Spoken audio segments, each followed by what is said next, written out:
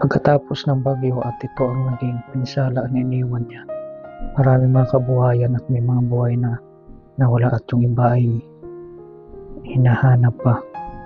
Ito yung karsada papunta dito sa amin sa may Negros Occidental. Ayan, katubuhan yan dati pero ngayon ay puro parang ilog na siya.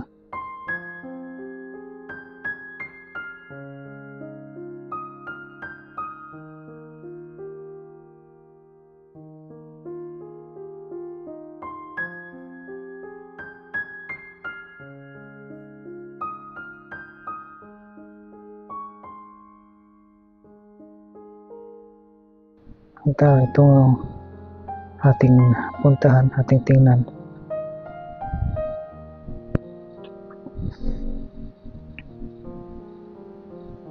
Ito yung karsada namin, puno na ng putik.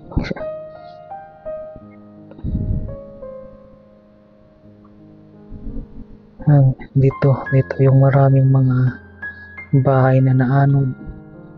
At syempre meron din mga tao na hanggang sa ngayon daw ay hindi pa makita.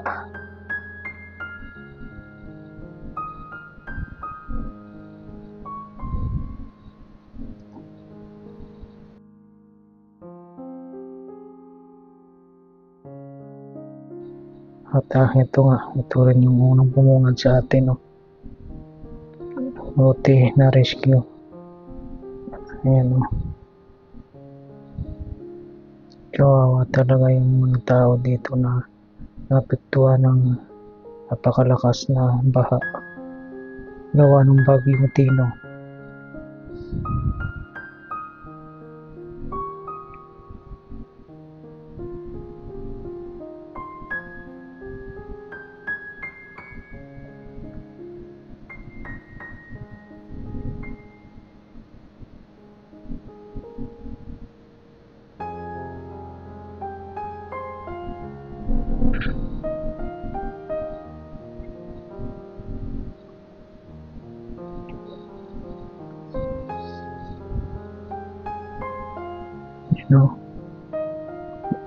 Na-rescue yan siya.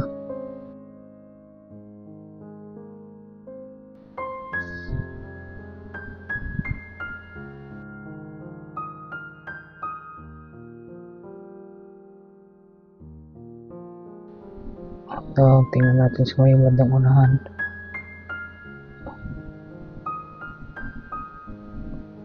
Yan dito, mga kabayan yan dito. At yung iba